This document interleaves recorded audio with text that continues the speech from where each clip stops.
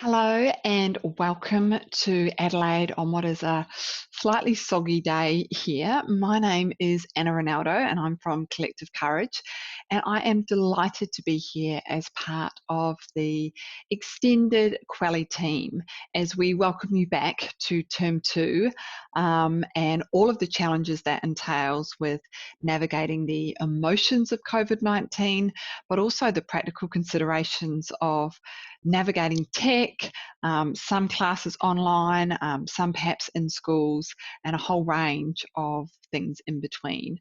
So before we get started, I wanted to say a very special, big, juicy thank you.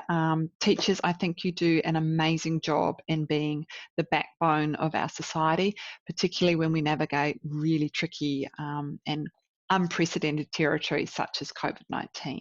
So thank you for showing up. I wanted to share 3 tips with you as you return and show up with courage, empathy, and connection over the next term. So my first tip comes to us from Dr. Brené Brown's Dare to Lead research.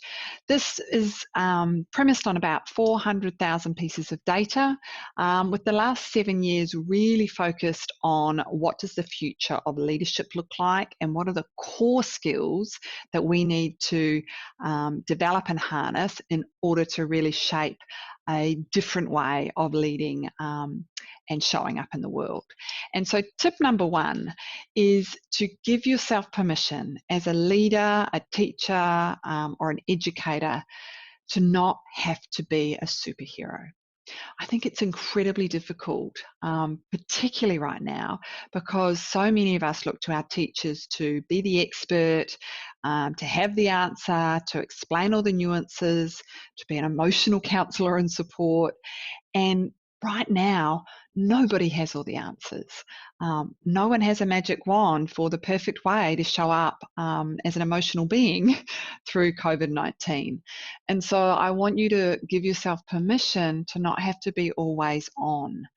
It's really dangerous if you are holding space in your own family environment and caring for your family and others, and then having to go and do the same process in a school environment and learn new technology and ways of being, and not give yourself permission to not be perfect in that process. So number 1, no superheroes required, permission slip to show up as your perfect, wonderful selves over the next term. And number 2 tip is an extension of that. So this comes to us from a fabulous researcher, Marc Brackett. Now, he's a Yale professor who's been doing some wonderful research around emotions and the role it plays in maximising potential of children and its impact on cognition, leadership, and also decision making. And so last year he released Permission to Feel. And if you haven't already, you can either grab his book or jump online to Unlocking Us, the podcast by Dr. Brené Brown, and you'll hear a fantastic half-hour interview between the two of them, unpacking some of his research and how it loads on to Dr. Brené's research. So the tip I have for you that draws on Marc's research is around leaning into your emotional landscape. So on any given day right now, all of us will be feeling heightened emotions. It might be a sense of vulnerability, defined as risk, uncertainty and emotional exposure. And indeed, right now, we've got a global pandemic of not just a medical challenge with COVID-19, but the vulnerability that comes with, as a community, how we respond. And so leaning into our feelings is critically important if we're going to stay connected, but also if we're going to regulate our limbic system, which generates the hormones around heightened emotions of cortisol and adrenaline. So when we are able to lean in and get curious about our emotions and those of others, we bring down the cortisol and the adrenaline, which is associated with heightened emotion.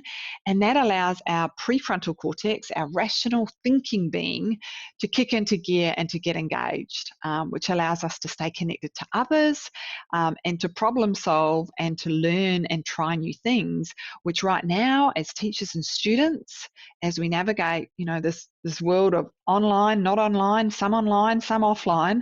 We need that agility and flexibility, and we need to be able to declutter some of the emotional intensity in order to be more agile and learn new ways of learning and showing up.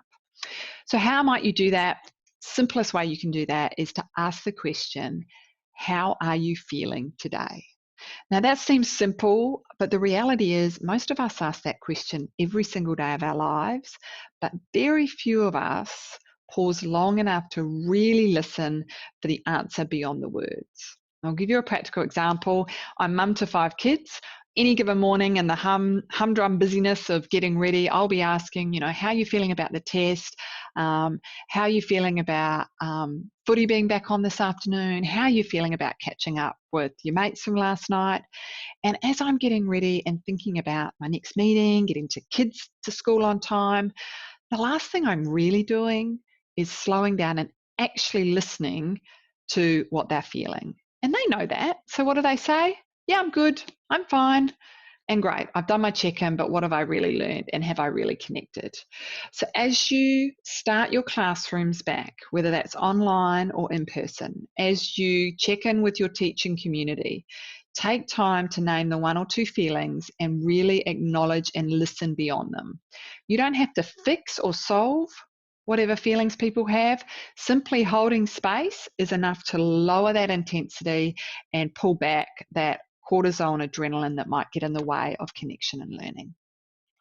Tip number 3 comes to us from Dr. Brené Brown's research, and that is the willingness to lean into and get curious about your default behaviours. So for me, I've noticed as I do some fast pivots around how I support my customers, focus content that's going to be most useful right now, I have moved into what Dr. Brené Brown would call a response to my stress, which is over-functioning. So this, if you will, is like going into 5th gear. I am spinning my wheels, and this is what it looks like. Over-planning, micromanaging, and perfecting to within an inch of my life. And it comes from this place of I'm feeling anxiety and vulnerability. And so my conditioned way, what I saw growing up, was to take the edge off that. I go into full control mode. Now, a little bit of striving for excellence, planning, all good.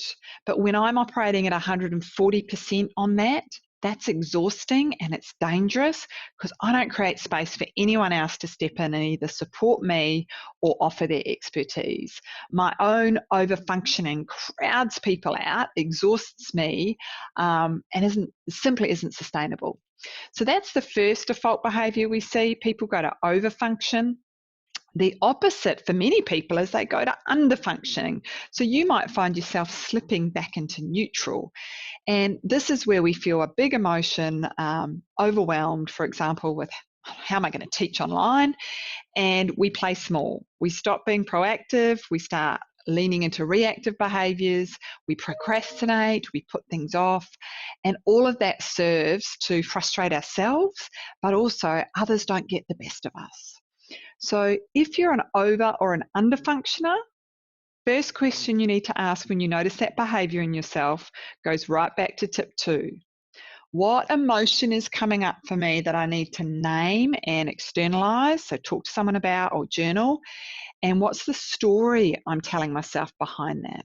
Maybe the story is, I'm expected to know how to use this technology, and if I can't do it, how can I expect my students to do it? That's a lot of pressure, and that can drive over functioning, right? So ask yourself, what's the emotion coming up for me? Engage with someone, talk about it, journal it. And then if you're an over functioner, your second question is, who can I invite in to offer support and help or to draw on their expertise? So step back out of 5th gear and let others in to help. If you're an under functioner, your second question is, what's one thing I can do right now to take a baby step towards what I want? That might be, I'm just going to plan the first hour of my lesson.